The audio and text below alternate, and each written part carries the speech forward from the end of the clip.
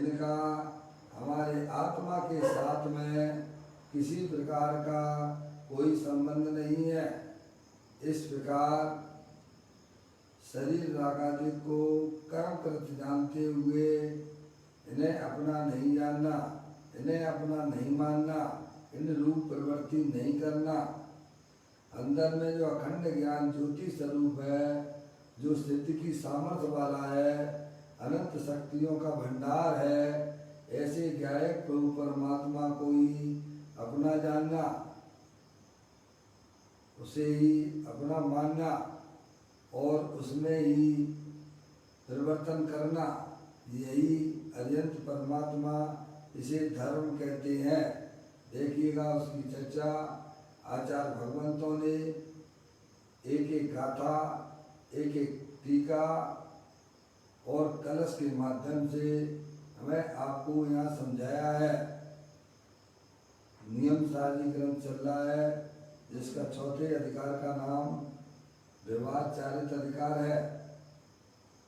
इसमें मुनराजों के 28 मूल गुणों की चर्चा आई है। यहाँ पर पंच महाव्रत और पंच समिति की चर्चा करने के उपरांत समिति की चर्चा चल रही है। 66वें नंबर की गाथा से ये प्रारंभ हुई है। अभी यहाँ पर मनोगुप्ती की चर्चा कलश के माध्यम से अपन यहाँ पढ़ रहे हैं। उसका पाठ कर लेते हैं, प्रारंभिक पाठ। जो परमागम कथित वर्त का चिंतक और जितेंद्री है, बाह्यंतर संग रहित जिन पद ध्याता को गुप्ति है। क्या कहते हैं परम प्रमदाई जी मुनराज स्वयं मुनि हैं, वे कहते हैं कि जिनका मन परमागम के अर्थों में जुड़ा हुआ है, क्या यानी जिनके 24 घंटा उनका मन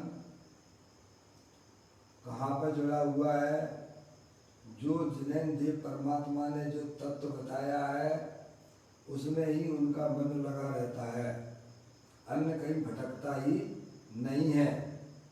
मन कहो अथवा वर्तमान ज्ञान की पर्याय कहो, समझ में आया कि उनकी जो ज्ञान की पर्याय है 24 घंटा, जो जिन्हें देव परमात्मा ने जो वस्तु स्वरूप बताया है उसमें ही उनका ज्ञान लगा रहता है, समझ में आया।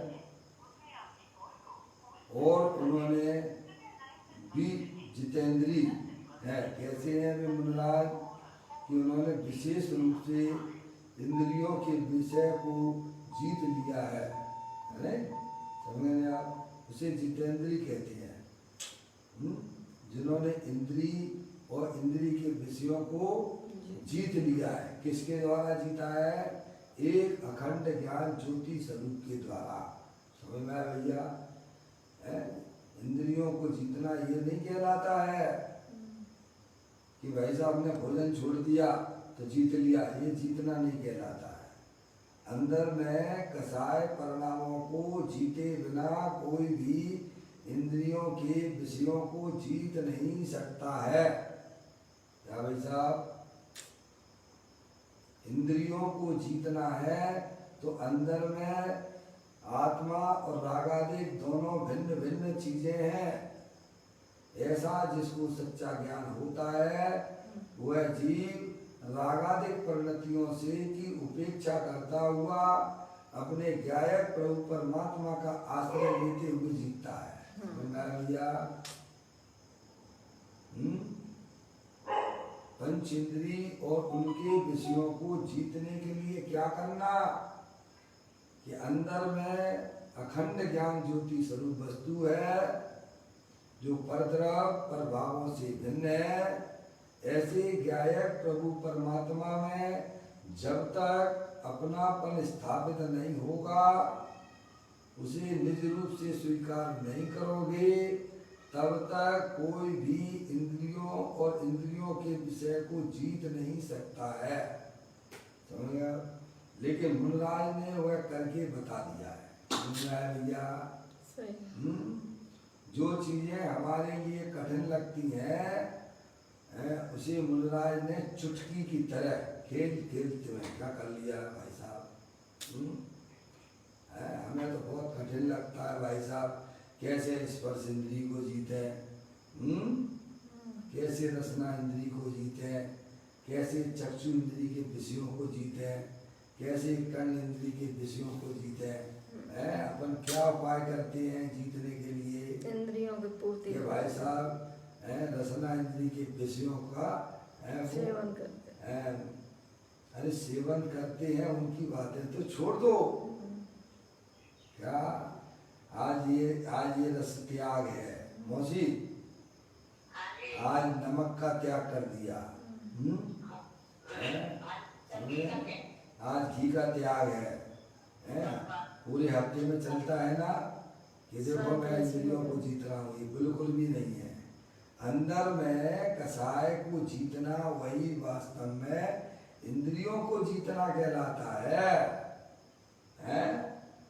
अगर जितेंद्री बनना है, जिन बनना है, तो सबसे पहले अंदर में होने वाली कसायों के साथ में सम्यक भेद ज्ञान उत्पन्न करो कि रागादिक परिणतियां संसार अवस्था में होती अवश्य हैं, पर वे आने जाने वाली हैं और वे हमारे आत्मा के अंदर प्रवेश करती नहीं है। दोनों का ज्ञान जहाँ सच्चा हो जाता है वहाँ इंद्रियों की छुट्टी हो जाती है। क्या इंद्रिय के विषय वहाँ जीतने लग जाता है जी। जब आत्मा का ज्ञान नहीं भाई साहब, तो रागादिक का ज्ञान क्या खाक होगा?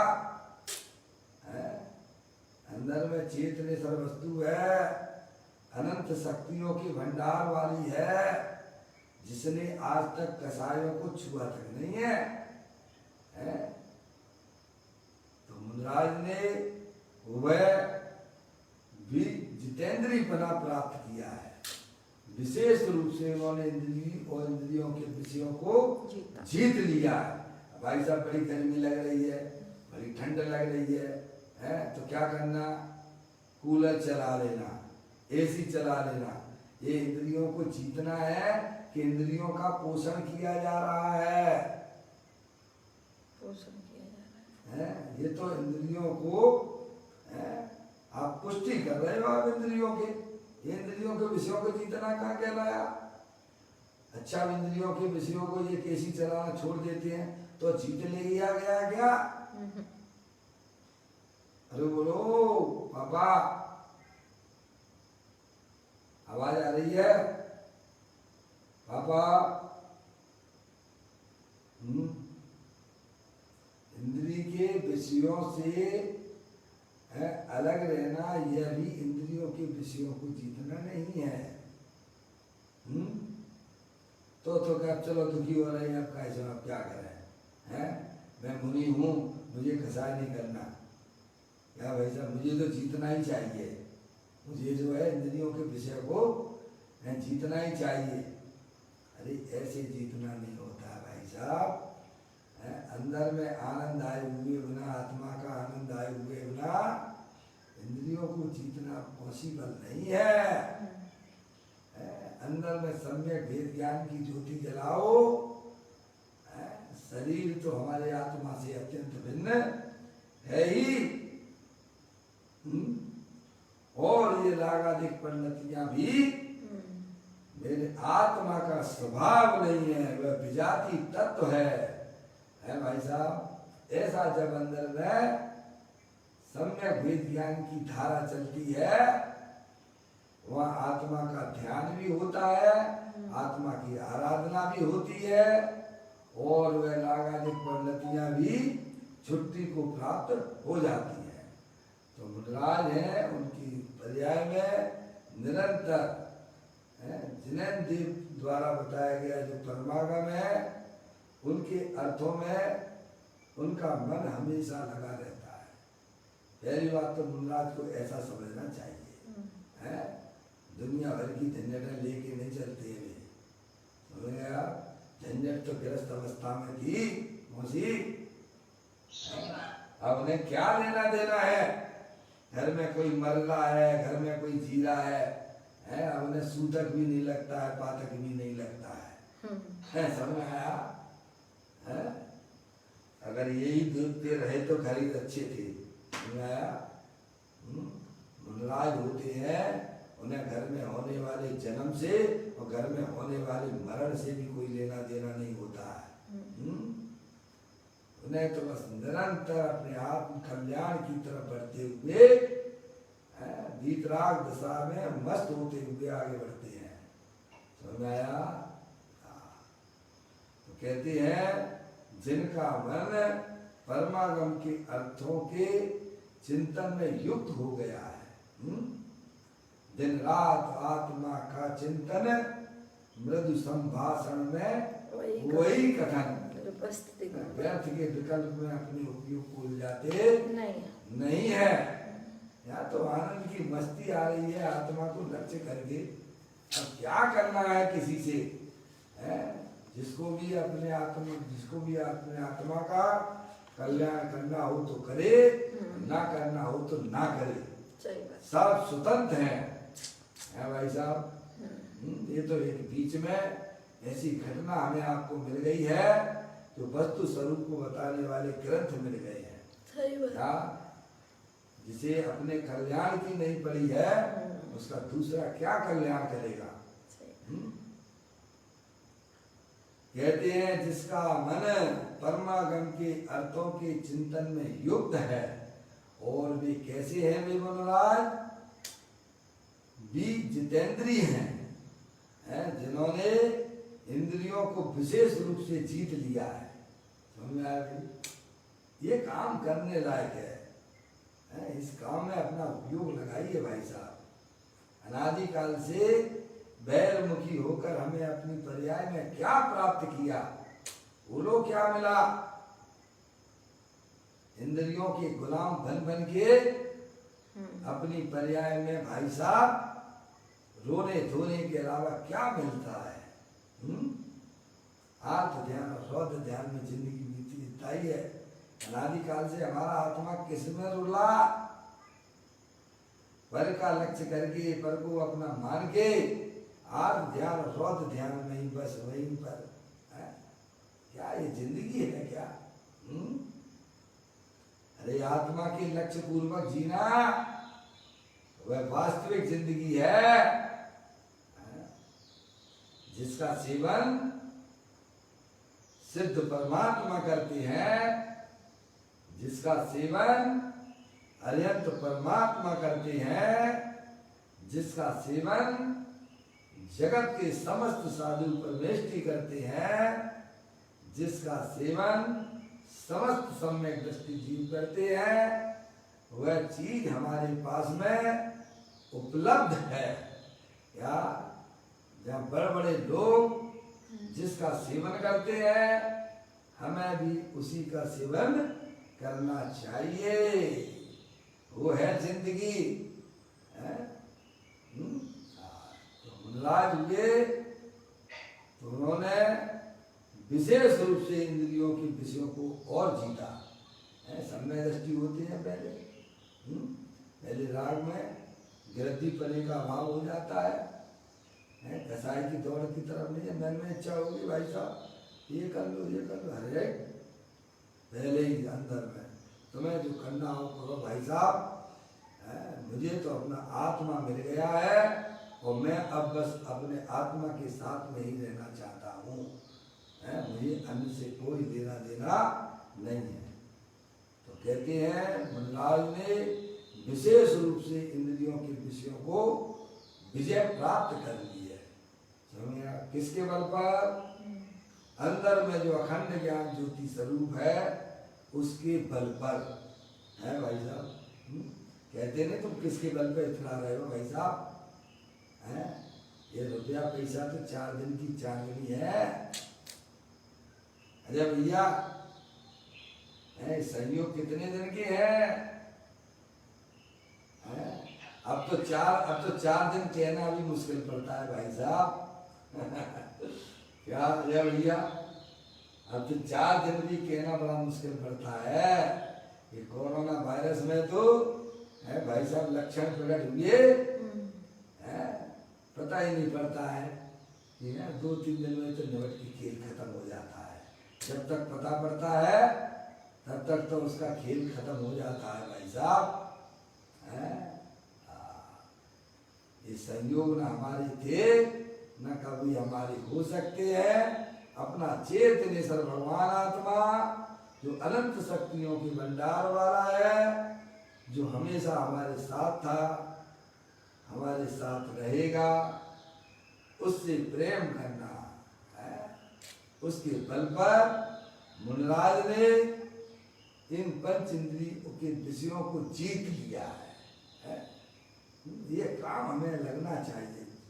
देखिएगा, फिर कहती हैं जो बाह्य तथा अभ्यंतर संग रहते हैं, क्या कहती हैं, कैसी हैं वे मुनिराज? बाहर और अंतर संग, बाह्य और अभ्यंतर। बाह्य में वस्त्र पात्र आदि उनके पास में नहीं होते हैं, समझ में आया? पीछे कमंडल के अलावा वह भी संयम के हेतु हुआ करता है, वह रहता है। और अभ्यंतर में रागादिक परिणतियों की संगति छोड़ दी है उन्होंने। क्या कहा? अब कसाय के अनुसार कार्य नहीं करते हैं। मौसी, राग के अभ्यंतर, अभ्यंतर यानी अंदर में होने वाले रागादिक परिणाम जो कि संसार के कारण थे, उसकी संगति छोड़ दी है? अंदर में जो चेतनेश्वर भगवान आत्मा जो अपनी वस्तु है, अनादिकाल से थी तो अपने पास में ही, अरे अपन खुद थे, पर कभी कोई बताने वाला है भाई साहब मिला भी तो हमने उसके ऊपर ध्यान नहीं दिया है। अब तो दे लो भाई साहब, अभी भी कुछ नहीं बिगड़ा है, अभी भी वो है अपना आत्मा हर समय सुरक्षित है। क्या भाई साहब? जितने सुरक्षित सिद्ध परमात्मा है उतने ही सुरक्षित वर्तमान में मैं भी हूँ, ऐसा अंदर में प्रतीति हो। मेरा भगवान आत्मा शरीर रागादिक से भिन्न अखंड ज्ञान ज्योति स्वरूप है? तो कहती है बाह्य तथा अभ्यंतर संग रहित है।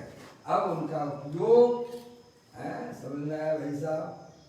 निरंतर अपने ज्ञाय प्रभु परमात्मा की तरफ मुड़ गया है। समझ में आया भैया? जैसे अब बम्बई में वो समुद्र आने वाला था ना, वो हवाई चीज, तूफान आने वाला था ना जब भैया, बहुत खतरा मंडरा रहा था मुंबई में, बाढ़ आएगी और ये होगा वो होगा, लेकिन 40 किलोमीटर पहले तूफान ने अपना मुख दूसरी तरफ मोड़ लिया है। इसी प्रकार से ज्ञानियों ने भी अपने मुख भाई साहब संसार को बढ़ाने वाला जो था उसकी तरफ से मोड़ के अपने ज्ञाय प्रभु परमात्मा की तरफ कर लिया है।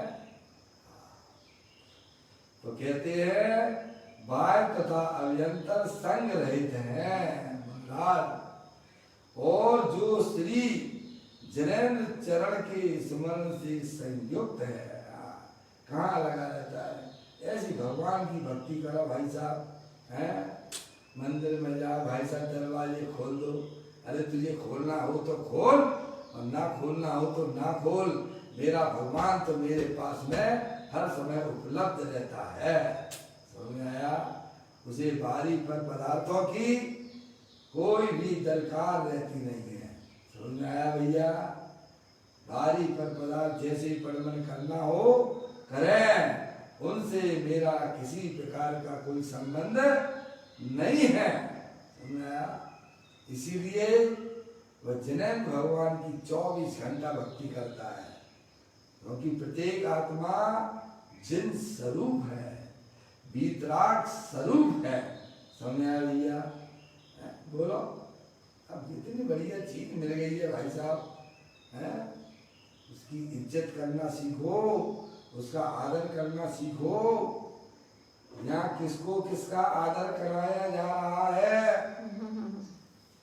पर्याय को क्या भाई साहब आपने अपना आदर नहीं किया, इसीलिए ये जो है ना दर दर की भीख मांगने घूम रहे हैं अपन।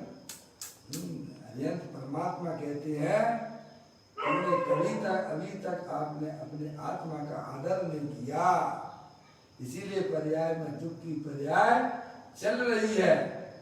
तो इस प्रकार सा यह यहाँ पर सदा काल उनको मनोमुक्ति या होती है। मनोमुक्ति का दो प्रकार से स्वरूप बताया। व्यवहार मनोमुक्ति में अशुभ भाव का अभाव होता है और निश्चय मनोमुक्ति में शुभ अशुभ भाव का अभाव होता है। बराबर, ये बात समझ में आ गई। निश्चय मनोमुक्ति में अशुभ भाव और शुभ भाव का अभाव होता है, यानी वह निश्चय मनोमुक्ति शुद्ध वीतराग स्वरूप वाली होती है। समझ में आया? जिसकी पर्याय में अपने गायक प्रभु के लक्ष्य के बिना जो स्वभाव प्रकट होता है उसे आचार्य भगवान व्यवहार से भी मनोमुक्ति कहते नहीं है। व्यवहार मनोमुक्ति उसे कहते हैं जिसने अपने आत्मा के लक्ष्य पूर्वक पर्याय में शुद्धता प्रकट की है, लेकिन अभी उसकी पर्याय में शुभ राग किंचित है, इसीलिए उसे व्यवहार मनोमुक्ति कहते हैं, लेकिन अशुभ भाव का तो अस्तित्व नहीं है। और निश्चय मनोमुक्ति किसे कहते हैं? अपने आत्मस्वरूप है भाई साहब,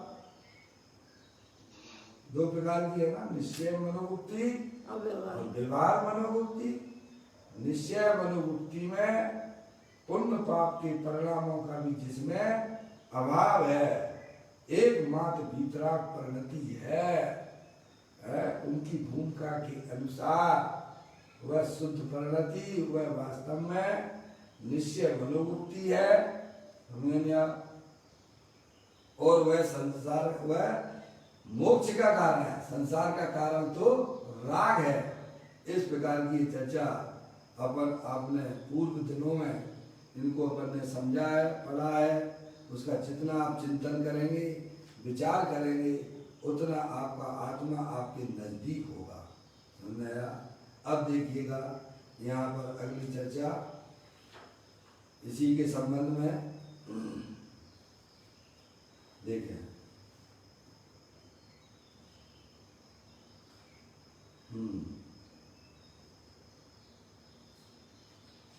पेज नंबर 181 पे आप देख लें।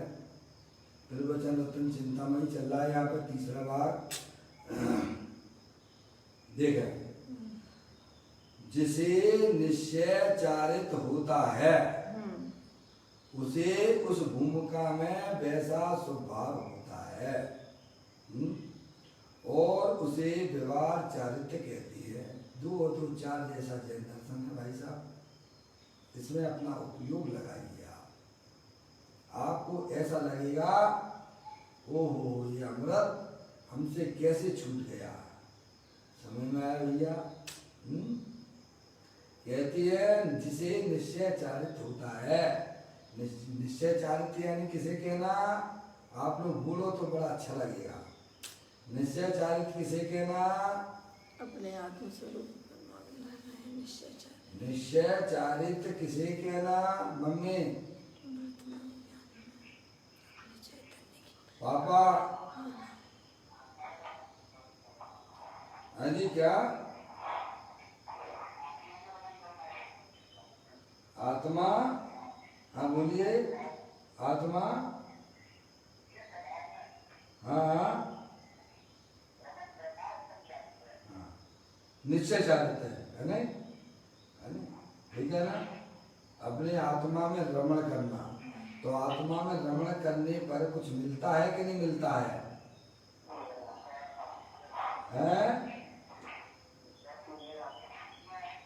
क्या हो गया? आत्मा में रमण करने पर कुछ मिलता है या नहीं मिलता है? सब कुछ मिलता है। क्या मिलता है? अशोक भैया बोल रहे हैं। पर क्या मिलता है? जो मिलता है वह निश्चय चारित्र है। क्या निश्चय चारित्र होता है का मतलब क्या? आपने एक बात बिल्कुल ठीक बताई कि आत्मा में रमण करने पर है भाई साहब, उसे निश्चय चारित्र कहते हैं। तो मेरा अगला प्रश्न ये है मौसी, है निश्चय चारित्र किसे कहना? हाँ, वो शुद्ध परिणति। बहुत सुंदर बात, ये हुआ पूरा वाक्य, ये पूरा वाक्य हो गया। क्या आत्मा में रमण करती है जो पर्याय, उसमें तीन चौकड़ी कसाई के अभाव पूर्वक शुद्धता प्रकट हुई है, उसे निश्चय चारित्र कहते हैं। ये जैन दर्शन के अलावा इसका कोई स्वरूप बता नहीं सकता है। क्या कहा? समझ में आई? इसको निश्चय चारित्र कहते हैं। भैया आत्मा में रमण करने पर जो पर्याय में वीतराग दशा प्रकट होती है, उसे निश्चय चारित्र कहते हैं। एक बात तो ये आई, कहते हैं जिसे निश्चय चारित्र होता है उसे उस भूमिका में वैसा स्वभाव होता है। 28 मूल गुण को पालने का स्वभाव होता है, अशुभ भाव उसको बिल्कुल भी नहीं होता है। समझ में आया? और उसे व्यवहार चारित्र कहते हैं। उस राग को, उस शुभ राग को क्या व्यवहार चारित्र संज्ञा प्राप्त होती है। बराबर? पारसमणि, आपके यहाँ कुछ डिस्टर्बेंस सा लग रहा है मेरे को, थोड़ा देखें। आया बात ख्याल में? अरे भाई साहब, अपन जितना चल पाए उतना ठीक है, पर वस्तु स्वरूप तो उतना ज्ञान पक्का होना है भाई साहब। उसमें किसी प्रकार की भूल ना हो, उसमें किसी प्रकार की मिलावट ना करना। एक बात तो ये की उन्होंने, देखिए दोबारा पढ़ता हूं, जिसे निश्चय चारित्र होता है उसे उस भूमिका में वैसा स्वभाव होता है और उसे व्यवहार चारित्र कहते हैं। अर्थात निश्चय चारित्र होता है। देखो होता है, होता शब्द का मतलब पर्याय में है भाई साहब। होता शब्द ही पर्याय को बताने वाला होता है। जिसे निश्चय चारित्र होता है उसे ही व्यवहार चारित्र होता है। समझ में आया? जिसे निश्चय चारित्र नहीं है, जिसे अपनी पर्याय में है भाई साहब शुद्धता जिसने प्रकट नहीं की है, उसे व्यवहार चारित्र नहीं होता है। क्या? और उसकी पर्याय में जो स्वभाव है निश्चय चारित्र के बिना वाला, वह तो बाल व्रत और बाल तप है। क्या? वो एकांत संसार का कारण है। निश्चय चारित होता है उसे ही व्यवहार चारित होता है। ये बात समझना चाहिए है? निश्चय के बिना व्यवहार की कोई कीमत नहीं है। सही बात है। बादाम में मीगी अगर नहीं है तो उसे तो कचरा गाड़ी में फेंक देने लायक है। समझ में आया भैया? आप जाते हो मार्केट में, बादाम लेने जाते हो तो बादाम के पैसे देते हो कि छिलके के देते हो?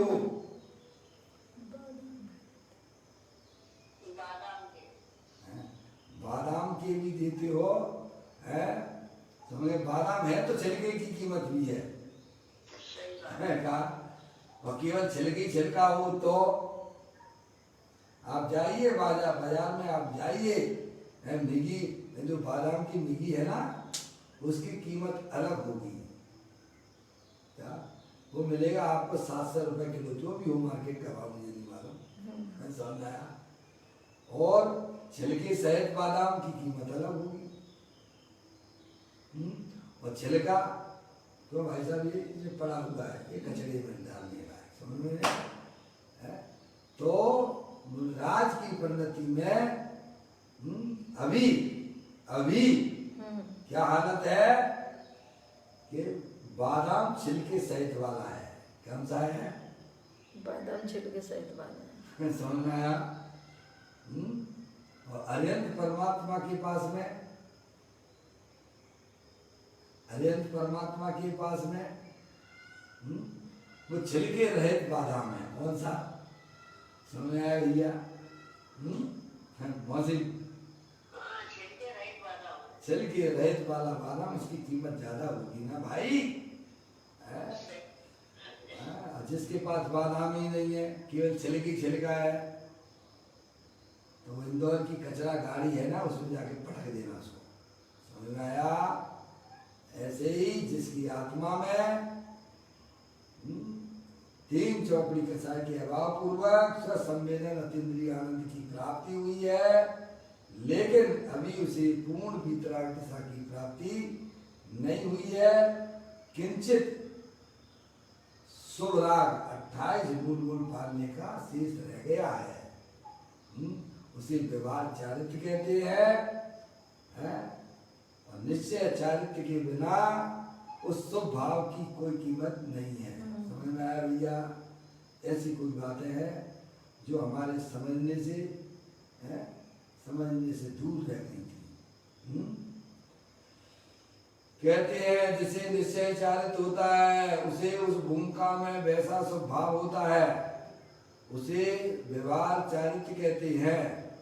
अर्थात जिसे निश्चय चारित होता है उसे ही व्यवहार चारित होता है, परंतु अंतरंग में निश्चय चारित नहीं है, उसे तो व्यवहार चारित अर्थात मनोगुप्ति वचन गुप्ति आदि कुछ भी हो ही नहीं सकते। है क्या मौसी? हो ही नहीं सकते। भले ही वह चुपचाप मौन बैठा हो, किसी से बातें भी नहीं करता हो, लेकिन अंदर में वासना संयुक्त है। क्या भाई साहब? है उसने कसायों को गले लगा के बैठा है वो। सही बात है। समझना? कसायों से प्रेम करता है वो।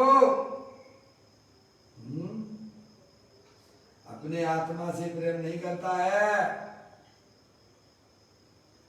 अंतरंग में निश्चय चारित नहीं है, उसे तो व्यवहार चारित तथा मनोगुप्ति वचन गुप्ति आदि कुछ भी हो ही नहीं सकते। निश्चय के बिना व्यवहार कैसा? सूक्ष्म बात है बापू। क्या कहते हैं मौसी? सूक्ष्म बात है। बताइए आप। सूक्ष्म बातें हैं। आचार्य भगवान कहते हैं भाई, क्योंकि अनादिकाल से हमारी वर्तमान ज्ञान की पर्याय मूर्ति पदार्थ पे काम कर रही है भाई साहब। अपने आत्मा मूर्तिक है, उस पर कभी काम किया ही नहीं है, अंदर जाके कभी देखा ही नहीं है कि हमारे घर में तो रत्नों का भंडार पड़ा हुआ है। बार ही बार कचड़े को इकट्ठा किया करते हैं। 10, 20, 50 लाख रुपए आ जाए हैं भाई साहब, तो बेला बेला बोलो कैसे खबर पड़ेगी इन बातों की? अरे अंतरोन्मुखी उपयोग के द्वारा देखो, मेरा आत्मा अरूपी है, उस अरूपी पे क्या क्या हो रहा है कभी खबर तक नहीं की है। जब तुम खबर ही नहीं करोगे तो वो जंगल, वह जमीन बंजर हो जाएगी भाई साहब। वह फसल उगाने जैसी भी नहीं रहेगी। कुछ जमीनें ऐसी हो जाती हैं जिन पर बिल्कुल वर्षों तक ध्यान नहीं दिया जाता है भाई साहब, तो बहुत मुश्किल हो जाती है। ज्ञानियों ने उस बात को, अरिहंत भगवान की बात को पकड़ के अंदर में शोधन किया है, तब ये बात समझ में आती है। इसीलिए अज्ञानी जीवों को ये सारी बातें बहुत सूक्ष्म जैसी लगती हैं। क्या किया जाए, कठिन लगती हैं। कहते हैं सूक्ष्म बात है बाबू।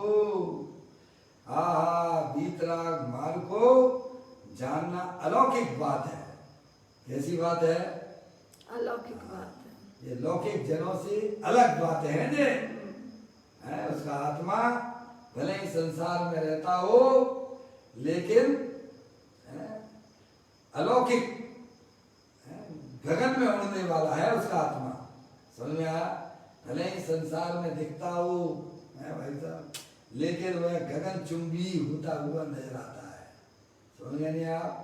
अलौकिक बात है भाई साहब। यहाँ अकेले व्यवहार मनोवृत्ति की व्याख्या की है इस गाथा में और कलश में।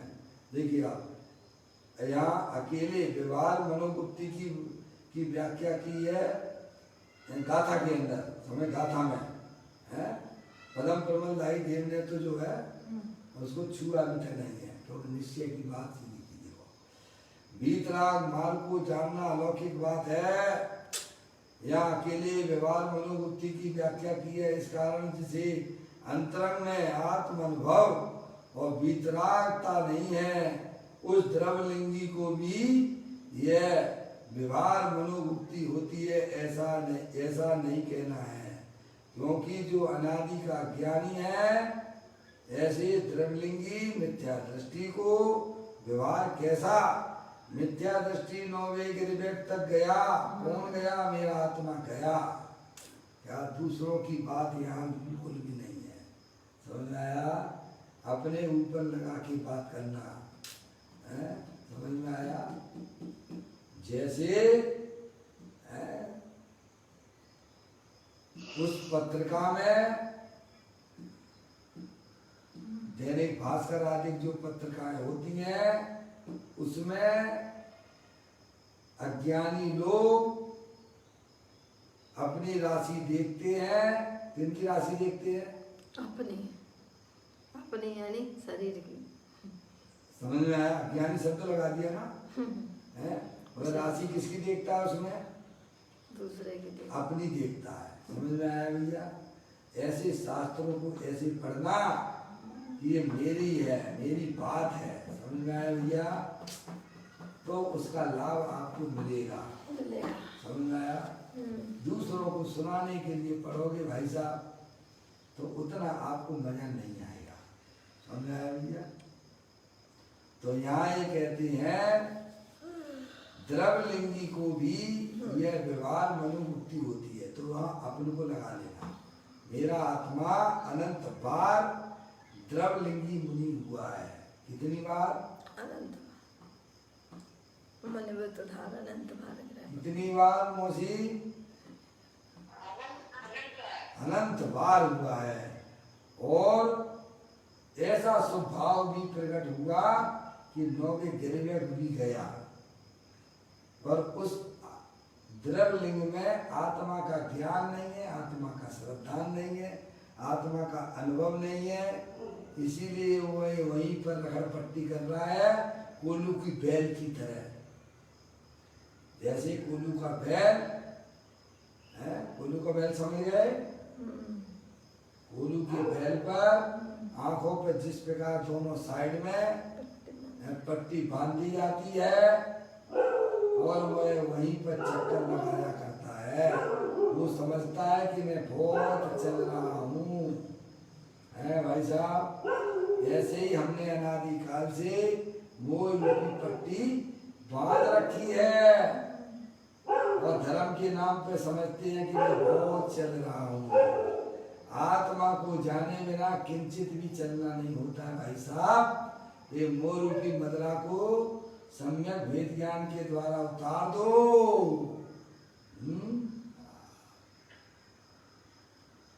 उस द्रवलिंगी को भी वह व्यवहार मनोवृत्ति होती है, ऐसा नहीं कहना है। क्योंकि जो अनादि का ज्ञानी है ऐसे द्रवलिंगी मिथ्या दृष्टि को व्यवहार कैसा? मिथ्या दृष्टि 9वें गिरिवेग तक गया।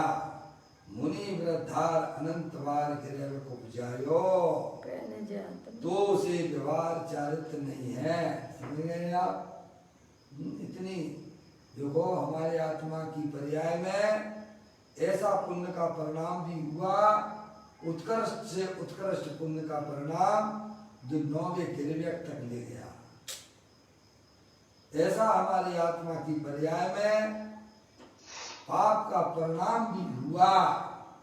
क्या भाई साहब कि 7वें नरक तक भी गया, लेकिन एक समय के लिए भी उस पर्याय में भीतराग आनंद सा की प्राप्ति नहीं की। इसीलिए चक्कर लगा रहा है। क्या कर रहा है? अब वही काम करना है जो अनादि से नहीं किया है। बोलो, समझ में आया भैया? तभी तो ये संसार चक्र का भ्रमण परिभ्रमण श्रृंखला टूटेगी। अपने आत्मा के ज्ञान और अपने आत्मा के श्रद्धान के बिना ये जन्म मरण की श्रृंखला कभी टूट नहीं सकती है। मनुष्य पर्याय में आकर ये कार्य अगर आपने कर लिया तो समझ लेना चाहिए कि आपने ये मनुष्य पर्याय आपके नाम लिख जाएगी। क्या भाई साहब? जैसे महावीर भगवान को शेर की पर्याय में सम्यक दर्शन की प्राप्ति हुई तो उनकी वह पर्याय याद रखने लायक हो गई है। समझ आया भैया? अन्य पर्याय याद करने लायक नहीं होती है। कहते हैं मुनि वृद्धार अनंत बार ग्रह में उपजायो तो से वह व्यवहार चारित्र नहीं है, क्योंकि वस्तु अर्थात निश्चय चारित्र नहीं है ना, ऐसी बात है। अब देखिए 6वें गुणस्थान में 3 कसाय के अभाव पूर्वक शुद्ध परिणति है। देखो 6वां गुणस्थान है मनराज का, 7वां गुणस्थान भी है। समझ 6वें 7वें गुणस्थान में रहते हैं मनराज, झूला झूलते रहे। समझ नहीं आप? जैसे हमारा आत्मा है, हमारा आत्मा जो है आर्थ ध्यान और रोज ध्यान में झूला करता है ना। काय में झूला है? अरे अपने आत्मा की बात बताओ, अपना आत्मा किस में झूल रहा है? अपने आर्थ ध्यान और रोज ध्यान में झूला करता है भाई साहब। लेकिन मुनराज का आत्मा है भाई साहब शुद्ध परिणति के साथ में झूलता है। समझ आया भैया? झूला तो झूल रहे हैं हम भी और आप भी, मुनराज भी झूलते हैं। मुनराज शुद्ध परिणति के साथ में झूलते हैं और हम और आप आर्थ ध्यान और रौद्र ध्यान में झूला करते हैं। वह तो संसार का कारण है। कहते हैं 6वें गुण स्थान में 3 कसाय के अभाव पूर्वक की शुद्ध परिणति है। मुनराज तो 6वें गुण स्थान में है, वह 7वें गुण स्थान के शुद्ध उपयोग का कारण है। किसका कारण है? वह शुद्ध परिणति 6वें गुण स्थान वाली 7वें गुण स्थान की शुद्ध उपयोग का कारण है। तथापि मुनि के शुभ उपयोग को व्यवहार से आरोप से 7वें गुण स्थान के शुद्ध उपयोग का कारण कहा जाता है। व्यवहार से वो भी है। देखिए मुनि के शुभ उपयोग को 28 उनके परिणाम को व्यवहार से आरोप से 7वें गुण स्थान के शुद्ध उपयोग का कारण कहा जाता है। 7वें गुण स्थान में शुद्धता बढ़ गई है, उसका कारण 6वें गुण स्थान की शुद्ध परिणति है। निश्चय से मुनराज के जो 7वां गुण स्थान शुद्ध उपयोग का है, वह अंतरंग में वह शुद्ध परिणति है। लेकिन व्यवहार से भी व्यवहार इस पे भी लागू है। ध्यान रखिएगा, मैं आपको क्या कह रहा हूँ, शुद्ध परिणति को भी व्यवहार होता है और शुभ उपयोग को भी व्यवहार होता है। तुम्हें ऐसी बात है।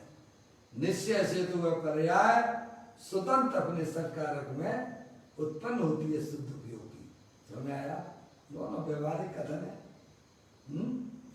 देखो 7वें गुण स्थान में शुद्धता बढ़ गई है, उसका कारण 6वें गुण स्थान की शुद्ध परिणति है। तात्पर्य है कि शुद्ध उपयोग का कारण शुद्ध परिणति है, वह यथार्थ है। तथापि शुद्ध परिणति के साथ जो शुभ उपयोग है उसे आरोप से शुद्ध उपयोग का कारण कहा है। दूसरे प्रकार से कहें तो यद्यपि शुद्ध उपयोग का वास्तविक कारण तो शुद्ध परिणति है, तथापि शुद्ध परिणति के स्थान पर शुभ परिणति को कारण कहकर शुद्ध उपयोग का कारण शुभ उपयोग है, ऐसा व्यवहार से कहा है। इतनी बात समझ में आ गई। आगे पढ़ते हैं। आहा, वस्तुतः तो छठवें गुण स्थान में शुद्ध परिणति निर्मल वीतरागी दशा है। समझ गए आप? जो शुद्ध जाने आत्म को वह शुद्धता को प्राप्त होने वाली वह पर्याय में है। और किसको जाने? जो त्रिकालिक, जो भगवान आत्मा, जो तीनों काल शुद्ध है। वस्तुतः तो छठवें गुण स्थान में शुद्ध परिणति निर्मल वीतराग दशा है, वही सातवें गुण स्थान के शुद्ध उपयोग का कारण है। भैया किसी को कोई दिक्कत आ रही हो तो पूछ सकता है। अपन लोग समझने के लिए यहाँ बैठे हैं और समझ में किसी प्रकार की भूल नहीं होना चाहिए। समझ में आया? तो वह स्वाध्याय हमारे लिए काल खाली कहलाता है। यद्यपि निश्चय से तो यह भी, अब देखिएगा गजब की बात कहते हैं, वो जो मैंने आपको पहले बताई थी, अब गुरुदेव फिर उसी बात को कहेंगे। वस्तुतः तो छठवें गुण स्थान में शुद्ध परिणति निर्मल वीतराग दशा है, वही सातवें गुण स्थान के शुद्ध उपयोग का कारण है। यद्यपि निश्चय से तो यह भी, अर्थात शुद्ध परिणति को शुद्ध उपयोग का कारण कहना भी व्यवहार है। कहा था मैंने पहले आपसे, क्या मौसी ध्यान से सुनना है, सुनना। शुद्ध परिणति को निश्चय से शुद्ध उपयोग का कारण कहा गया था, है? और व्यवहार से शुभ उपयोग को शुद्ध उपयोग का कारण कहते हैं। लेकिन वास्तविक अगर दृष्टि से अगर विचार करते हैं तो वह शुद्ध परिणति शुद्ध उपयोग का जो कारण कही गई थी, उसे भी व्यवहार से शुद्ध उपयोग का कारण कहते हैं। पर्याय की अपेक्षा से क्या मसीह? शुद्ध परिणति शुद्ध उपयोग का कारण जो कही गई है निश्चय से, वह शुद्ध परिणति व्यवहार से शुद्ध उपयोग का कारण है। अब देखो कहाँ रह गया तुम्हारा व्यवहार, है भाई साहब? हम तो व्यवहार ही पहले नहीं समझते हैं। शरीर की क्रिया को व्यवहार मानते हो भाई साहब, है? या तो अंतरंग की बातें चल रही हैं, कहीं का ईट कहीं का रोड़ा लगा रहे हो भाई साहब, है? क्या कहा? मुन्ना समझा रहे हैं अंदर की बातें और हम उसे कहाँ लगाने लगे? बाहर में। शरीर की क्रिया का नाम 28 मूल पालने की है, जो शरीर की क्रिया है उसको हम समझते हैं व्यवहार है, और निश्चय से अपना आत्मा है। क्या कहा? ना वह आत्मा को जानता है, ना बाहर की क्रिया को समझता है, ना अंतरंग में होने वाले शुभ भावों को समझता है। समझ आया भैया? सभी में भूल पड़ी हुई है। समझ आया? देखो बहुत सुंदर बात है भाई साहब। वस्तुतः तो छठवें गुण स्थान में शुद्ध परिणति निर्मल वीतराग दशा है, वही सातवें गुण स्थान के शुद्ध उपयोग का कारण है। ये बताया हमने ऊपर के पैराग्राफ में। यद्यपि, अब देखिएगा, यद्यपि निश्चय से तो यह भी यानी जो शुद्ध परिणति शुद्ध उपयोग का कारण कही गई है, वह भी अर्थात शुद्ध परिणति को शुद्ध उपयोग का कारण कहना भी व्यवहार है। क्या कहा? अब बोलो, खग जाने खगन की बात है, ज्ञानी की बात है तो ज्ञानी जाने, अज्ञानियों को समझ में नहीं आता। क्या? क्योंकि सातवें गुण स्थान में प्रकट होने वाले शुद्ध उपयोग का वास्तविक कारण तो द्रव्य का उग्र आश्रय है। क्या है समझे ना आप? क्या कहते हैं? सातवें गुण स्थान में प्रकट होने वाले शुद्ध उपयोग का वास्तविक कारण तो द्रव्य का उग्र आश्रय है। मूल में तो ये चीज है। क्या कहा? द्रव्य की अपेक्षा विचार करते हैं तो ये अपना त्रिकालिक ध्रुव भगवान आत्मा है। होमोसी पर्याय की अपेक्षा से अगर निश्चय घटाओगे तो हर पर्याय, चाहे विकारी पर्याय हो चाहे निर्विकारी पर्याय हो, उस पर्याय का कारण तो पर्याय है। क्या भाई साहब? दोनों तरफ से आप विचार कीजिएगा। द्रव्य की अपेक्षा कहा जाए है क्या? बहुत बढ़िया है। उपयोग लगाओ, जानकारी लो। है जैसे मनराज जो है निरंतर अपने उपयोग में परमागम के अर्थ में जुड़े हुए हैं। समझ में आया? ऐसे अपने उपयोग को लगाओ। बाहरी जो भी घटनाएं होती हैं उसमें अपने उपयोग को उलझाना नहीं, वहां से निकलना, यही तो कला है। क्या भाई साहब? हम तो बैठ जाते, रोने लग जाते, गाने लग जाते हैं, अरे भाई साहब इनके साथ में ऐसा हो गया, इनके साथ में ऐसा हो गया है। ये केवली परमात्मा ने अनंत काल पहले देखा था कि नहीं देखा था? देखा था। तो नया क्या हो रहा है ये तो बताओ। है उसमें ही उपयोग को बैठा है, लगा के रख लेते हैं भाई साहब, वहीं उलझा के रख लेते हैं। झटकार न आना चाहिए। हर घटना से अपने उपयोग को व्यावृत करना आना चाहिए। हर घटना से अंदर में होने वाली पर्यायों से भी व्यावृत होना चाहिए, है? तब ये मोक्ष मार्ग में जीव गमन करता है। कहते हैं सातवें गुण स्थान में प्रकट होने वाले शुद्ध उपयोग का वास्तविक ग्रहण तो द्रव्य का उग्र आश्रय है। क्या समझे? एक समय भी पर्याय अब द्रव्य का साथ नहीं छोड़ती है। समझे? ऐसा कुछ अद्भुत काम होता है उसके अंदर। क्या अद्भुत काम होता है? अब वह सम्य दृष्टि जीव भी अपने आत्मा को हर कार्य में आगे रखता है। समझ में आया? समझ में आए? कहते हैं सातवें गुण स्थान में प्रकट होने वाले शुद्ध उपयोग का वास्तविक कारण तो द्रव्य का उग्र आश्रय है। त्रिकाली द्रव्य का उग्र आश्रय लेने पर शुद्ध उपयोग होता है। समझ? किसका आश्रय लेने पर? अरे है ना, पर्याय को एक आश्रय देने वाली वस्तु मिल गई है ना। अभी तक तो वह आश्रय पर्याय किसका लेती थी? है भाई साहब, ये लड़की बहुत अच्छी है, ये लड़का बहुत अच्छा है, रुपया पैसा खूब इकट्ठा कर लो और तो क्या हो जाएगा, उसमें कीड़े बन जाओगे। समझ में आया? जिसको जिसकी रुचि होती है उसको नियम से उसमें पैदा होना पड़ता है। उसमें भगवान कुछ नहीं कर सकते हैं। भगवान ने तो हमें मार्ग बता दिया है। क्या भाई साहब? चलना तो स्वयं को ही पड़ेगा। त्रिकाली द्रव्य का उग्र आश्रय लेने पर शुद्ध उपयोग होता है। इसीलिए शुद्ध उपयोग से पहले शुद्ध परिणति थी। क्या?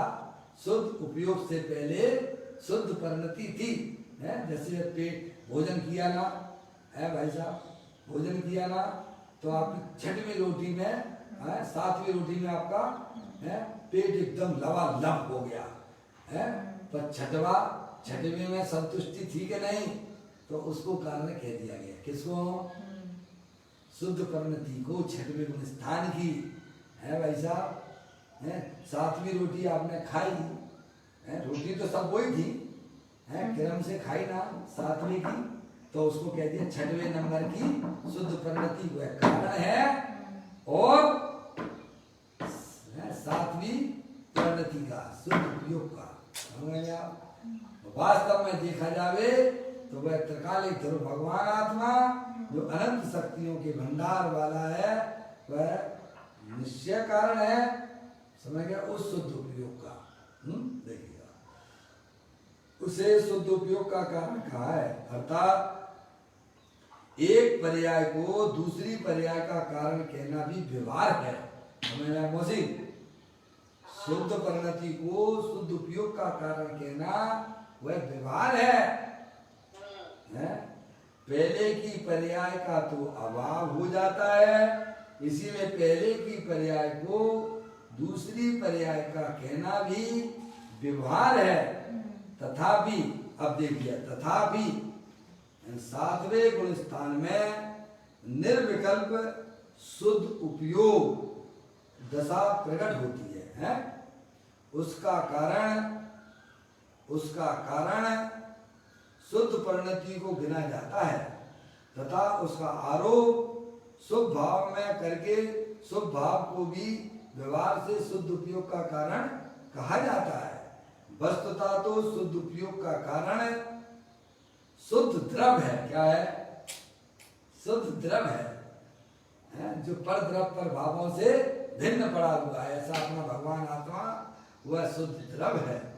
क्योंकि जब कारण परमात्मा का उग्र आश्रय लिया जाता है तब शुद्ध उपयोग होता है, ऐसी बात है। देखिएगा, अंतिम चर्चा चल रही है आज की।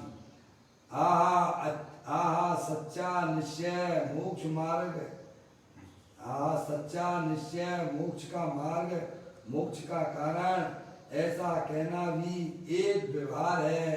क्योंकि निश्चय मोक्ष मार्ग का अभाव होकर मोक्ष दशा प्रकट होती है। आगे होगी ना मोक्ष दशा, तो इस पर्याय का भी अभाव होगा कि नहीं होगा? जो मूलराज के पास में है सातवें गुण स्थान वाली, होगा, उसका भी अभाव हो जाएगा। अरे पर्याय का स्वभाव ही अभाव होने का है।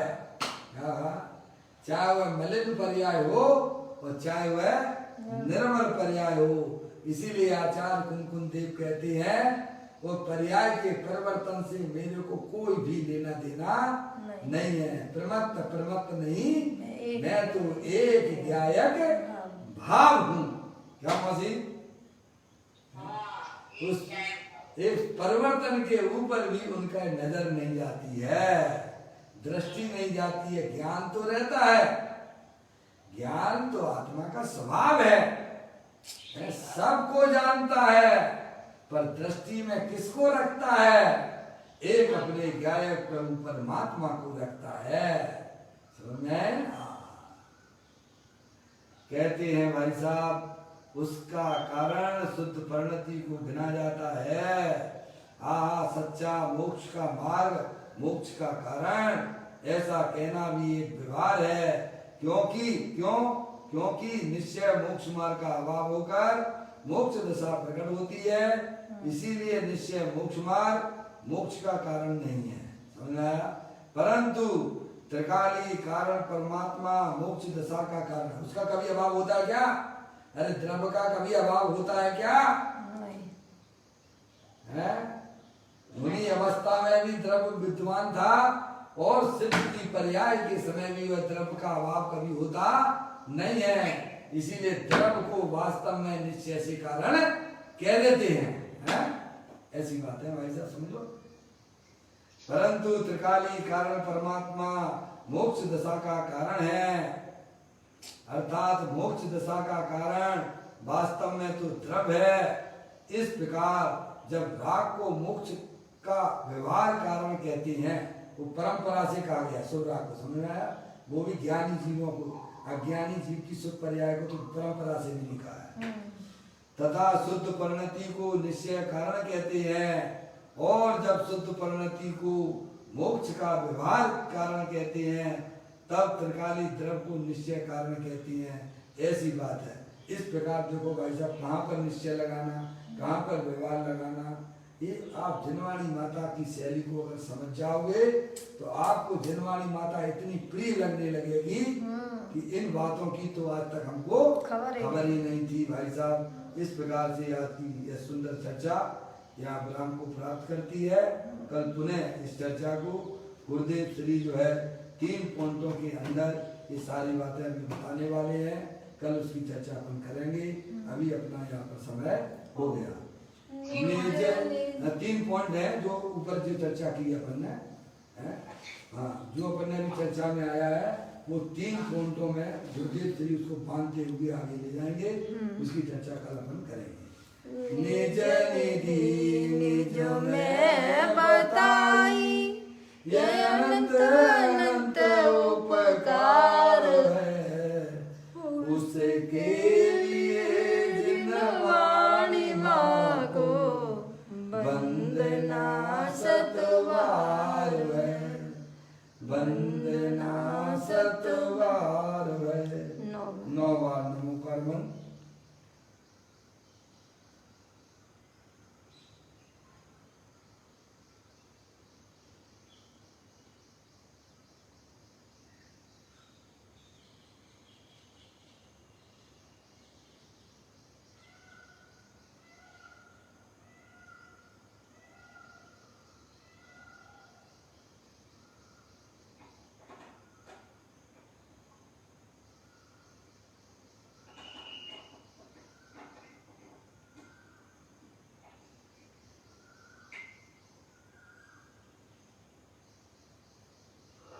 बोलो द्वादशांग दिनवाणी माता की जय। महा